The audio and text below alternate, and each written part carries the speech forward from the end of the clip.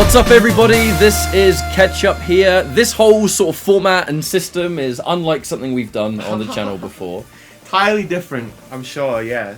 So, I'm Ketchup, and I'm joined by InfernoKong, who, if you aren't familiar, just give us a quick self-introduction over your journey with KOF and kind of some tournaments you played in. Well, started off with 14 back in the heyday in its vanilla launch, and I kind of found myself sticking with it. Really started to kind of dig the overall flow of the game. Really started to enjoy just how everything kind of amalgamated together when it came to the game's movement, its overall design. Kind of left a really big impression on me, so I ended up sticking around with that game for a good while. And with 15 out now, it's given me a good opportunity to actually like jump back on the horse, start playing games again, and hopefully in the process helping people get into this game as a result.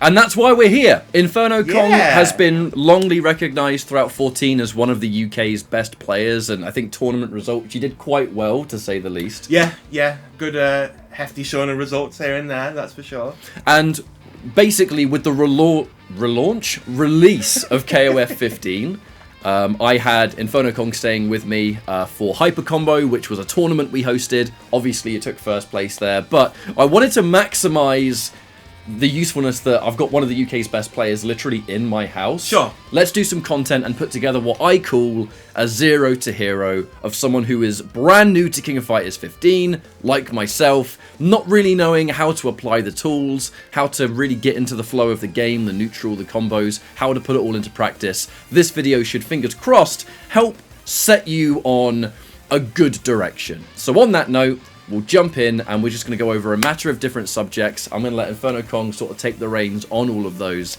and we'll just run you through how to begin in King of Fighters 15 to hopefully being a little bit more comfortable.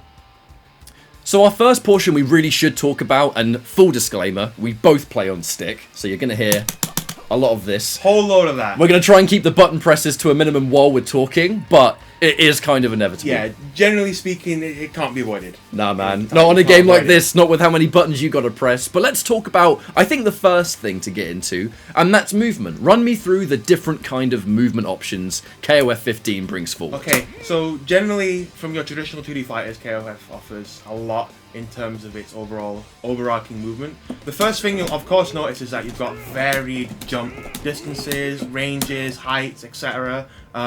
And these offer a whole slew of options to kind of establish your own neutral, your own kind of offense, and it goes really well in hand with your head buttons of choice. Example, a really good way to approach as a beginner or just in general, a good starting ground is to jump in with your character's CD button. Generally really big hitbox, really quite reliable. Fast to recover on the ground. And for complete disclaimer, the input system, it's numpad notation for the movements, so just look at the numpad on your keyboard and you'll know what I'm talking about. And the actual attacks themselves are listed as A, B, C, and D. A being your light punch, B being your light kick, C is the heavy punch, and D is the heavy kick. Yes. So when you say C and D, you're basically pressing both heavies together, and that does apply to a jump in as well. Yeah, both grounded and CD normals exist. Also, of course, that's relatively small piece of information with the you know, how the hops and the general air movement goes, but of course you've got dashes, you've got back dashes, and the best way to apply them both together is generally you're kind of like relocating yourself to different scenarios and situations that give you like kind of an edge over your opponent, and you've got many ways to kind of go around that, but with dashes and runs in general, it's really good at helping close the gap for you to be able to apply offense with, say, jumping normal, or maybe you can just dash in with buttons, for example. Yep, confirming those lights, very, very important in the game. And I guess as well, you're doing some throws. Throw is essentially close C for the forward throw, and close D. It's like Super Turbo, pretty much. It's old exactly school. Like that. Yeah, old school proxy throws. They universally give a hard knockdown in this game, but not everyone gets the same level of reward off of them. So say a safe jump, for example. But generally speaking, it still allows you to just open up offense as you would otherwise. Really good in this game as well because they're one frame, and I believe you can do them on wake up and beat buttons. So Yeah, I've been getting hit by that already a lot. Yeah, so it's a big change to the game generally, but yeah, to kind of simplify it all into one cohesive package is that KOF's all about your movement, you know. And the neutral is very mobile. That's why you see a lot of runs, short hops. Yeah, you'll see a whole lot of exchanges where you'll see someone whiffing buttons, but that's just part of how you play neutral. It's kind of just getting yourself comfortable enough to be able to initiate yourself with all these series of movements and inputs, and just putting it all together is kind of what helps separate you from, you know, beginning as from KOF to like being, you know, somewhat levelly competent at it, you know. Don't be too glued down. Don't be afraid to sort of hop around, run, and kind of put up this defensive brick wall of good jump-ins and good buttons. Even if it whiffs, you know, it's never really a problem because it's just all a part of the flow of the game, really. You're just trying to treat it as a means of repositioning yourself or reading someone coming in, or again applying your own offense and kind of just breaching that gap between you and your opponent, so to speak. So on the base level, movement's really important. It's what you're going to be doing, you know, 100% of throughout the course of the match, but it's just one moving part in King of Fighters. I think the next thing for us to talk about is more than likely going to be basic buttons and applications. So let's talk about decent buttons, how to find good buttons for your character, and importantly, I think paramount to almost everyone, the command normals that are unique to every fighter. So the reason why I picked Yuri in this case is because he's really good at demonstrating exactly like what you should be looking for key normals in KOF. And generally speaking, everyone's got something similar to how his functions. So, for example, he's got his far B, which, of course, is a pretty decent grounded poke, all things considered. But where it kind of helps truly shine in his gameplay is if you're doing it, as say a short hop anti-air preemptively, or just from range, really. Generally, KOF has a lot of grounded normals that apply really well to anti-airing, to poking on the ground. And they all kind of mesh really well with how your neutral presence is in the air. But generally speaking, across the board, standing A is going to be your bog standard short hop check for pretty much most characters, just given their angle. Iori's a little bit different in this case. He's normally interchangeably with, like, you know, stand B. It depends on the range, but generally speaking, that's your go-to option for short hops. Also, worth mentioning, stand B as well. That applies a lot as like a really good grounded poke, and from range it's really good at stopping jump-ins. Also, crouch C. Generally, a lot of characters have good crouch Cs to deal with jump-ins too as like a good anti-air. Same if they're jumping in deep, for example. You don't exactly have time to react with a stand A, or if it's from further out, for example, you know, exactly case in point. And where this all really comes together is how you're able to combine that with all your short hop normals and all your other jump normals, because the way they can be used is in the same sort of sense as like a preemptive air-to-air, you know? Kind of just slowing down the course of the match for them and pretty much just being able to recontrol the neutral. But yeah, so for basic normals like that, that's what you're looking for. When it comes to heavy normals, generally they're kind of treated as more as your big, slow, if you've got max mode, kind of your starter, you know? They're good pokes in the neutral if you have no meter, because they can keep the opponent in check, but if you have the meter to use max mode, which, don't worry, we'll be getting into that in due time, can be really good to confirm. So Benimaru, for instance, the sort of standing D, for example, is, you can see it's got pretty decent range on it, right? And normally in the neutral, let's say Benimaru was our first character, he has less meter, you have nothing. This just kind of is a button that you'd stick out at this range, kind of in conjunction with your jumping D or your CD, right? Yeah, and another important thing to note actually in Benimaru's case is that if you press D, you'll see that he kind of hops over, so it has some low crush properties to it. It's a bit hard to demonstrate. We'll just go 3, 2, on 1, right? 3, 2, 1. 3, 2, 1. 3, 2, 1. 3, 2. Oh, not in this game? Did they take it away? Maybe. May take it away. So, I mean, look, we're still learning King of Fighters 15 like everyone else. Some characters have had some changes. But I think one thing that's really important to mention, too, is you said at the very beginning, far button or close button. Now, what that means is this game does have different selections of normals depending on your range. If you're point blank to an opponent, you'll get a different button to the button you'll get if you're not right in their face. And that's really important for combos. It's very akin to how Street Fighter 4 functions for anyone that's like familiar with that game. It's kind of the same ordeal, really. Exactly. So in Benamaru's instance, if you want a combo from his sort of standing D, you know, if you're close range, you can turn that into something. But if you're trying to max mode from distance and you try and do it, you're too far away, you get the version that's far and it can't be special cancelled. So you've got to keep that in mind. You have to run in deep with it, but max mode does allow for that because you do run pretty quickly for, you know, you're running pretty quickly given the Just give it some time, man. Let the character run. Let the character close in the distance and get the combo on top. Exactly, so, now we've covered the real sort of bare basics of buttons. There's always more to go over, but I don't want this to be like an hour-long video. I want it to be nice and sort of quick fire, some key pointers. Let's talk about, we've discussed buttons. Now the next layer is how to apply those buttons outside of just using strong ones in the neutral to get like a hit here and there, maybe a jump in or whatever. You're wanting to look for a hit. You want to open someone up. How do you do that with those buttons? And let's talk about that. Well, generally speaking as well, short hop applies very well to your general sense of poking as well. So how do you execute a short hop? Short hop, you do it by gently tapping up forward or up back on your stick. You also have a hyper hop, which is done by holding down and then doing up forward or up gently, for example. And these give you a kind of a different range to kind of approach from and just kind of mix up the ranges you're trying to poke from, initiate offense, keep out, all the kind of essentials you'd really have from a short hop. But to generally be able to convert from them depends on how deep you are with them or what ranges you are trying to like clip them from. But a common scenario you'll kind of find in KOF with this in mind is you'll probably have an air reset through, you know, an air-to-air, right? So a good way from that, for example, say you just try jump at me, for example, you know, good way to start open up offense. You can just dash right in their face and start very pressing buttons. Now, here's the thing. You talked about opening up offense, and you did something very specific that is a common tactic at high-level King of Fighters. That was to meaty with a light that can be confirmed into something else.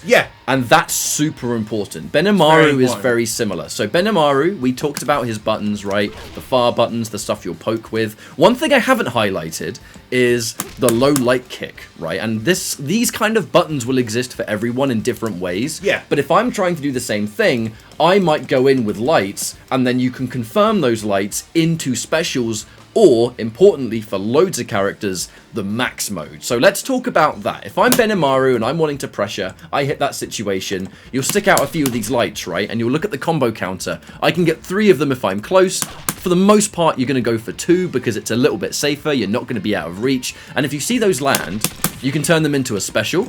So in Benamaru's case, I can get this kind of launch, or if max mode is available, if I'm looking to poke at you, max mode, full combo, into whatever you want to do. And that's a pretty universal kind of situation. Yeah, it's the sort of thing that everyone can do, but different characters get different rewards and ranges they can apply it in, really. But yeah, the general concession is that max mode, when activated, it does give you a flurry of options. Kind of extend your combo. And it works in harmony from almost every button as well. And that's what matters so much in this game. Now, there is a change.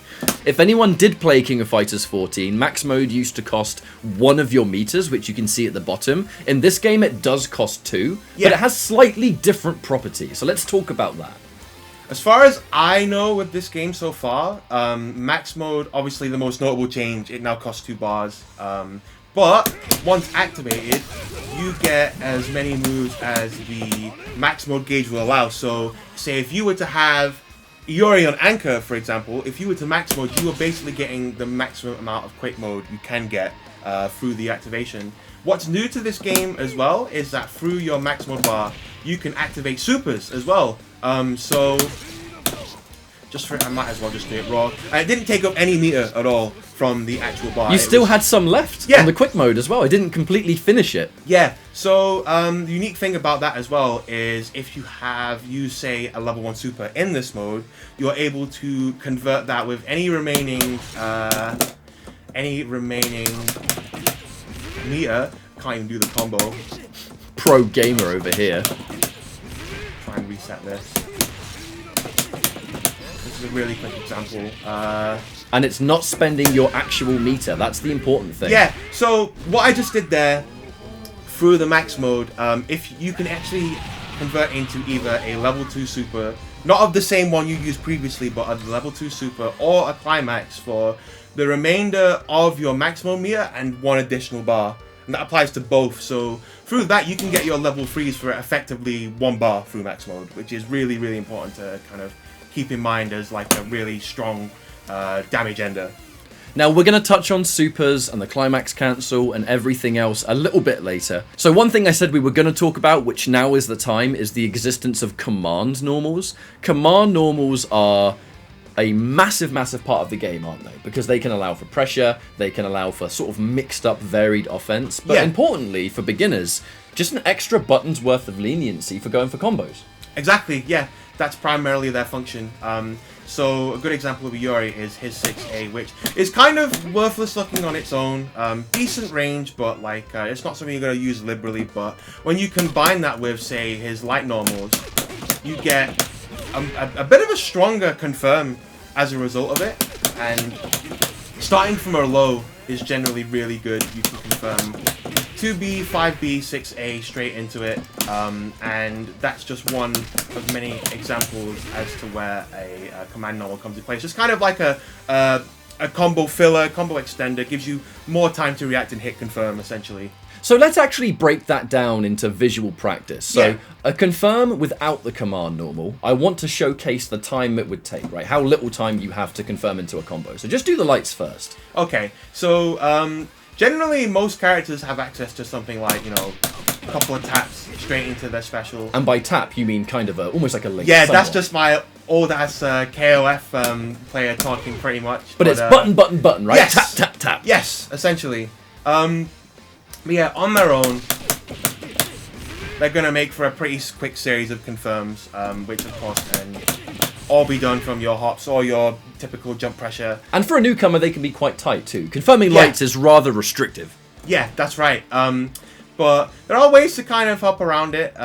Command normal, perhaps. Yes, precisely, yeah. Hey, that's there where it the is. command normal comes in. It just kind of gives you that extra level of leniency and more time to kind of react to whether a hit confirm happens. Because, of course, if you were to block this, it gives you an opportunity to just, you know, further pressure. You've got your hop CD, you've got your jump D from range, anything that's going to kind of keep them locked down. And once you're able to kind of properly fish for that hit, the rewards kind of reap themselves in. You get to apply more pressure, it builds a bit of bar, or you can just, you know, spend it to kind of get that extra bit of damage squeezed out, really. But yeah, lights and tap confirms that play a really important part in, like, not only like scraping away your opponent's health, but also being able to just carry over the momentum you get from the knockdown, be able to just kind of apply more offense from there on out, really. So that's kind of just their overall utility in this game, really.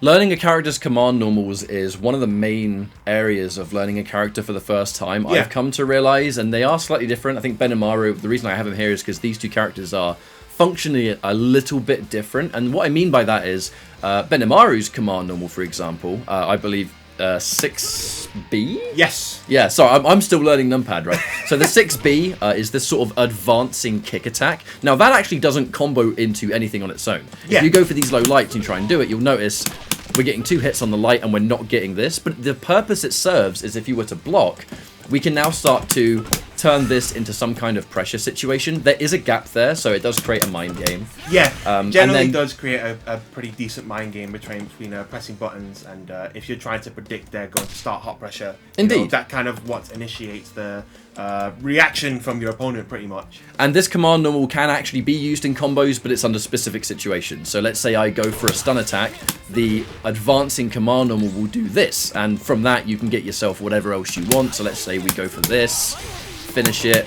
and then there you go. Yeah. So ultimately, experimentation is important. Command normals are almost always used in the game's built-in trial mode. Yeah. And that really helps you learn the sort of general combo pathing for how your character's buttons work in harmony with each other. Yeah, that's exactly it. It's really well put. Of course, everyone's going to have completely unique command normals. Some are going to function for service of, say, with Iori, you know, combo filler. Others, not so much. Kind of applies more to, say, they get it off of their heavy normals, or again, to further extend pressure, really, is kind of the key of some command normals in this game. There's one, the drill. Benmaru's got a drill. That one's up. Some characters have airborne ones too. Just look at the move list, look at the combo trials, and in general, you're off to a good start, I think. So we've talked about a lot of the basic stuff now in the game, the command normals, the movement, just buttons to stick out in the neutral, the jump-ins, and all that kind of, you know, layer 1 stuff, which is all really important. Now, this game is all about spending meter, and you have a lot of it. So I think we've got to dedicate a portion of this video to the meter system, how to build it, how to spend it, and the different kinds of, I think, cancels that you can pull off, because especially when you have your anchor, that final character with the 5 bars, matters a great deal. So let's get stuck in. Right, so right out the gate, you pretty much can use your meter in a manner of ways. The most expendable you'll be able to use them in 15 now is you can pop EX moves without the need for max mode, and they cost 0.5 a bar. And generally speaking, this is what's going to be your main kind of, if you're trying to get a little bit of damage without much resource, that's kind of what you're going to lean towards. Whatever character has an EX move that allows them to follow through and extend the combo, that's generally what you're going to be putting towards for your bar. Also, suppose defensive-wise, it should be also good to touch up on what you have as well. So just press like crouching light punch a whole bunch of times. So that there, blowback CD. The way it works in this game is it costs 1 bar to perform. It's done by holding down back and pressing both heavy kick and heavy punch together. They only do a tinge of damage, but their main purpose is just to like pretty much just send someone full screen, kind of reset the situation, and they're more important to keep in mind when your guard gauge is low as well. That's really what you're kind of using them for, kind of like a last resort, making sure that your guard doesn't get broken and open you up to a really dangerous amount of damage. A defensive tool in a pinch. Yes. And that's just one of the defensive cancels you can do. The other one we can demonstrate will be roll. Yeah, so rolls are going to function a little differently. Their purpose is more to, say, punish in between a character string. I think one thing you could do is, say, you just close D, I don't know, neutral jump, close D, and then do Raijinken. Oh yeah, sure. Oh no, you just land and just do regular standing D. Oh, okay. Then just do Raijinken. And then if you just were able to guard cancel roll it. Punish. Yeah, so that's kind of their main function. Also, it's not too bad an idea to occasionally spare them for if you're in the corner and, you know, you just kind of want to generate an escape plan, right? Kind of put them their back to the corner immediately. Costs the same as guard cancel blowback. The function is still relatively the same if you want to just kind of get someone off of you. But moreover, their function is to punish in between pressure strings that leaves them open, you know. So they were to cancel into, say, a safe special move, guard cancel roll forward or backwards, depending on the scenario, are going to basically give you the opportunity for a bar to, you know, turn the tide effectively, you know. Just kind of keep the ball rolling for you. So we've talked about some of the defensive stuff when it comes to using meter. Just to reiterate on max mode. Max mode is really going to be your go-to combo tool. You're not going to use it as often with your first character because the first character has got that 3-bar limit. Your second character, sometimes referred to as the battery, because you can regenerate meter and build it for your final character, has a limit of 4. And then the final character has got that power level 5, which just gives you meter for days. So when building a team together, you do kind of want to combine the usefulness of good characters early on for meter build. Your first character really shouldn't be super meter hungry because they're not going to have much at the beginning. And then your anchor character will just absolutely plow through meter like butter and get loads of damage. So that's kind of an important pyramid to build, I think. Yeah, it's not to say that you have to build a specific team centralized on those ideas in like the same sense as, I don't know, Marvel, where there needs to be as kind of a team synergy. Yeah. You can play anyone with anyone, but so long as you're dedicating your spots to characters that benefit more from meter or just don't need to take up anything so that they can still get their main confirms, for example, meterless, and help build the meter further for the second character to then use however much of that, and then going to the anchor, they're going to have the most meter. Like, you know, in an ideal scenario, they're going to have the most That's meter. why Ralph is my anchor, because Ralph just does so much damage for very little, but it does also go hand in hand with something we're just about to touch on, supers. Yeah. Super cancels and climax cancels. How do you do them, and why are they good? Right, so basic premise is if you've already, say, committed to the special and you've got the bar to you've got super cancels. Really important function in this game when you're, you know, you need a decent amount of damage for just not too much meter. You know, that's kind of your go-to. A lot of characters have plenty of confirms into them. They generally offer a hard knockdown and a bit of a mix-up, really, but they have a lot of utility outside of combos, but that's all for really your own experimentation, right? Some can go through projectiles, some have a really good hitbox or invincibility for anti-aim, for wake up, but the general practical application for them is with combos, really. Yours are a little hard to do on my end, but basically you would just, you know, as you would do your regular combo and fill it in with a super, either level 1 or level 2, work really well in this case. And I think one thing that's important to mention, which I really want to put forward, is when you're looking for your own combos, it can kind of benefit to have a max mode specific B&B in mind, right? That bread and butter, because the max mode when active, you do essentially get a free super, even if you use it right at the end. You can kind of look at your gauge as it drains down, and that kind of gives you the time. So if I'm playing Benimaru, a rather simple combo I might have is something like this. And the reason I do that, the reason I do that is because you get the EX move at the very beginning, but when you do the command normal and the slash and everything else, by the end of the combo, the super comes out at pretty much the last second to maximize the damage in the short space of time, while at the same time not having to spend extra resources, right? So kind of just look at the gauge, and when you're doing combos, keep that gauge in mind, and if you can really optimize the combo you've got on there, you can spend not much meter for really decent damage. Yeah, the better you are at controlling your resources on whatever position your character's in, the better you're able to kind of reap the rewards, if you will. So super cancels and climax cancels, very meter intensive, but insanely damaging, and just a good exclamation point at the end of a round, isn't it? Pretty much, yeah. It's what's going to basically become of what most of your damage is going to be like in this game. And the way it works is you pretty much just use a super of your choice, and you pretty much just buffer the next one into it. And you can't do level 1 into level 1, of course. You can't do level 1 into level 2 of the same super. Obviously, of course, can't do level 2s and level 2s. So it's kind of a very streamlined sort of a system in place, really, to kind of link your supers together. But of course you can do level 2 into level 3, but it is, you know, very expensive.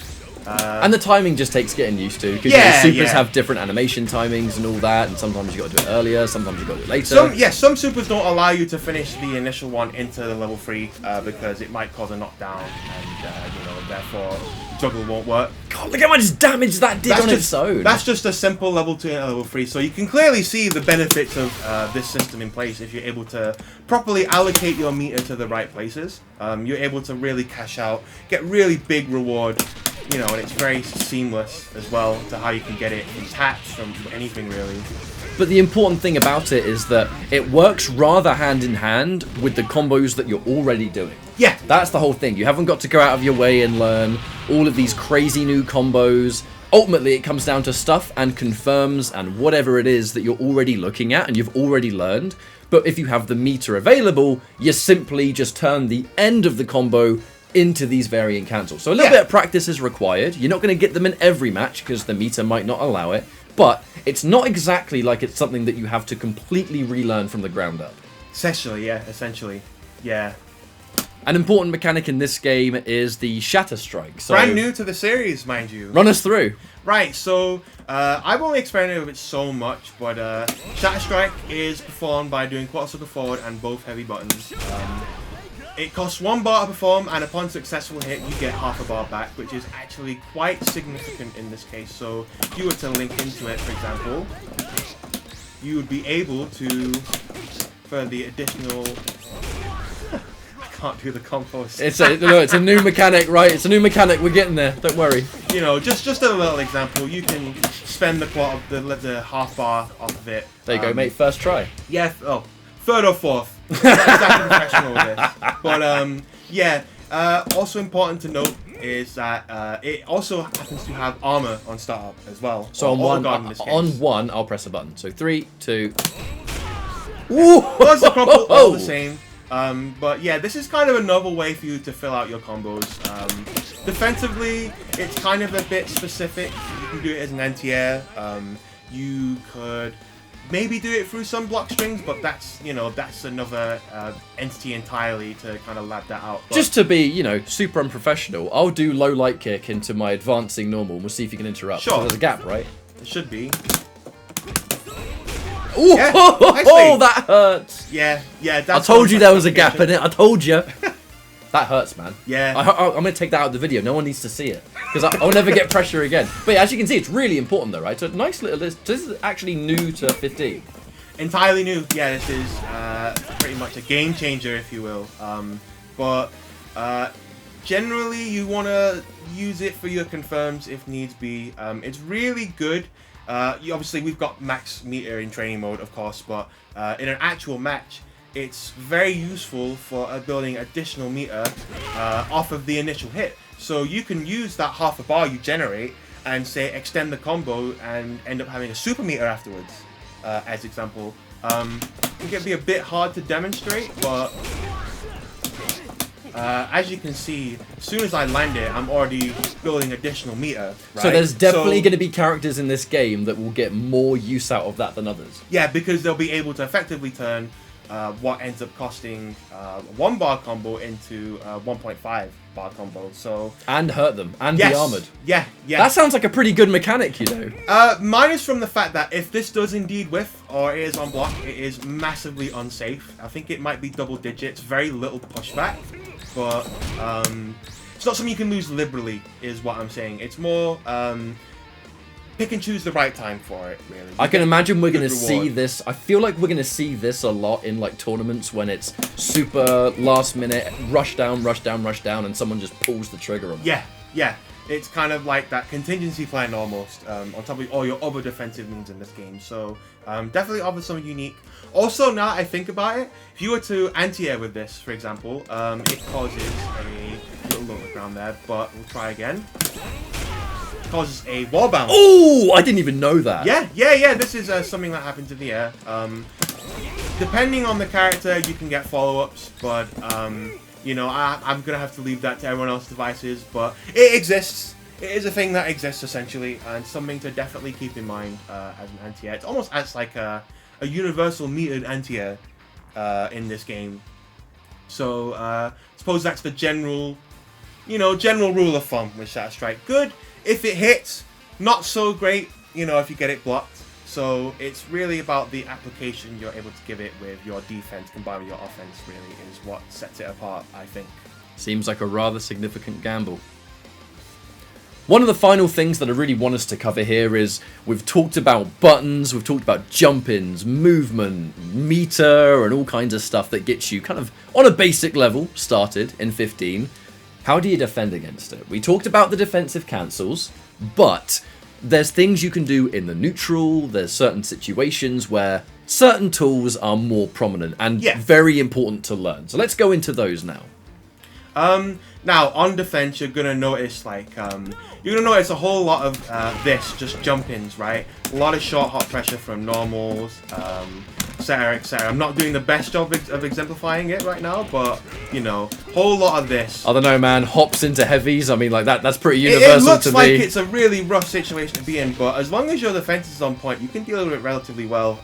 Really common tactic for people, you know, is to just kind of jump in after a couple of taps, just reset the situation over again. And a good way to deal with that is, as I mentioned earlier, with the likes of stand B and stand A, really good for kind of just keeping them in check with that kind of thing. So if you just do a couple of low lights and then into a jump in, for example. That's one way to deal with it. That's perfect. But when the going gets going and they're really kind of smothering you, another good way out is you can actually just do a jump back normal.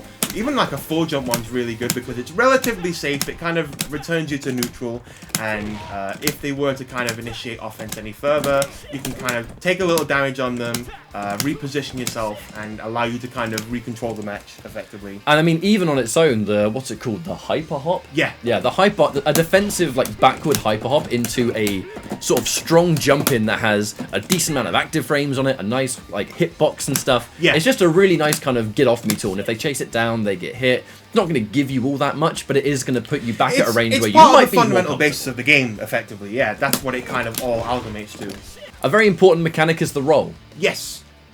Rolls, as far as KOF goes, it's very central to the overarching gameplay, but there's only so many places you can kind of put them in this game. You'd think, oh, you could use this as a reversal, but for the most part, you can't really do that, just because they're not throw invul rather on wake up. So you can get thrown out of them, and there are a series of places where if you place a bad roll and you end up right next to them and they're still pressing, they could very easily punish you for it. Worth mentioning as well, as this guy plays command grabs and King of Dinosaurs and everything, beating a roll with a grab applies to command grabs as well. Yes, yeah. So say if you were to apply a meaty command grab on them and they rolled straight away, they would get pretty much picked up. You know, that's happened to me many times. The way you generally would use rolls in this game is if you have a decent read in the projectile, you can kind of close the gap a little bit more. They can't really punish you for it because they're still recovering. Also, they're alright in the corner, so we'll just swap places really quick. You would just say do a jump D, then a full jump D, for example. Be a decent idea to kind of roll out. Generally, players aren't going to be 100% ready to punish it. So occasionally it's a decent idea to kind of get yourself out of the corner with it, but you have to be cautious with how you use it. You know, it's not by any means a get out of jail free card. This is more like a situational, evasive maneuver, if you will. I mean, our final note on the rolls for me personally is that it has come across to me as someone who's new to the game as a mechanic that is really, really strong at like the early level of play, but if you fight someone that knows how to play King of Fighters and they're scouting that role, yeah, it can be very easily overused and just put you in trouble. It will seem great at the earlier levels, but once you kind of progress, you'll start to realize that their utility is a lot more specific than you would initially give them credit for. But when you do use them, you will find that in the right places, they are really good at making sure you're kind of out of a sticky situation. And for what it's worth, it's definitely keeping in mind when you are able to practically apply them. We've talked about a lot in this video, and even if it has ended up being longer than I originally intended, there's just lots of stuff in the game. It's a big haul to play this game initially. A lot of the information is worth including, in my opinion, because I gotta say that having InfernoKong here with me to really kind of whip me into shape as someone who was brand new to KOF 15, a lot of this stuff over the course of about a day or so, we just kind of went through over the course of real matches, just getting beat over and over again until you get comfortable. I think all of the stuff that I've kept in mind is really in this video, but what's important is the final thoughts. If we've put all this into practice and maybe you're still a little bit unsure about this and that, if I were to ask you, as someone who was incredibly successful in King of Fighters 14 and already off to a good start in 15, I'd say moderately. I think as far as UK goes, you're super modest, I know, but UK players in the fighting game scene, you did very, very well for yourself. If I were to ask you, how does one start out with King of Fighters 15? What do you look for? What is the answer? What are your thoughts on this game on the first layer? On the absolute first layer, generally its speed is a bit overwhelming, I would say, to most new players, but once you kind of find yourself adjusting to how movement and neutral works, it kind of comes second hand with everything, Once you kind of are able to distinctly identify and apply normals in such a way where it incorporates into your neutral and your pressure, that's kind of really where you're starting to realize, oh, hey, this is how chaos played. you know, this is kind of the base foundation for the whole thing, you know. It's really all in the execution and practice you put in that allows you to really amplify all your options, more or less. But generally across the board, it would be intimidating to think, oh, I have to play 3 entire characters in this game, and that seems like a real long haul, right? But the general concession is that everyone is so similar to each other and just like a universal premise. Everyone's got normals that kind of function in their own unique way, but also are very simple to understand. Most characters have decent jump-ins, yeah, good hops, they've got confirmable lights, whatever. Yeah, anything that kind of just distinguishes himself isn't like, it's generally more varied to the likes of a jump arc or, you know, maybe aerial movement, command normals, but generally speaking, everyone functions kind of the same, very similar, in fact, to, you know, the rest of the roster members. So that's kind of what better unifies the 3v3 formula. It's just that everyone's got these normals that, you know, from a glance, they make sense to press in certain situations for, you know, approach, air-to-air, retreating with normals, while also poking, stuff like that, really. But, yeah, I gotta say, for a beginner, it's definitely a relatively difficult game, but I think 15 does a good job of kind of handling the methods to actually understanding the game a little more, you know. But yeah, I guess closing thoughts are really it's a souped-up Street Fighter, whole bunch of air normals and overarching kind of a presence, but once you kind of get it down and understand the basics and the ranges you get to play at and outpoke your opponent, kind of interrupt them in neutral, that's where it kind of starts to really shine, in my opinion. Well, honestly, I think for a absolute zero to hero kind of video, that's gonna pretty much wrap things up. So this is the first time I've ever really sat with someone in the creative space here in my house, and it's been a lot of fun. I've had some sort of different things to test and get used to, so I'd love to do more videos like this. But I can't thank you enough, man. You've been a huge help for teaching me how to play this game. It's one of the main things that made me want to put this video together, because what I've learned, I think, will really help a lot of people. And well, I appreciate you doing this. I'm happy to kind of, you know, offer up whatever knowledge I can kind of put out there. And, I mean, you know, thanks a lot for having me anyway, man. It's been a pleasure working on this little project of yours. It's good fun. It's good fun. So, I guess, final notes, where can people find you? You're going to be playing in tournaments, right? I'd like to think so. I'd like to think traveling's going to initiate myself a little bit more into playing this game, but I'd like to think I'm going to be streaming a little more. Twitch.tv/InfernoKong, that's where you'll find me. You know, if you just want to hang out, play games, just kind of vibe with this game or anything for that matter, then that's pretty much where you'll find me.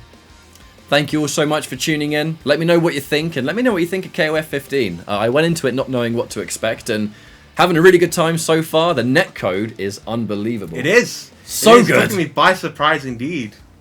But that's all we have time for. Thanks for watching one more time. Take care. Have a good weekend or rest of the week or whatever it is. I'm forgetting what even day it is at this point. God, working from home really does a number on you. My name's Ketchup, joined by the one and only InfernoKong. This was King of Fighters 15, and I guess we'll see you in the tournament. Yeah, take it easy, Internet.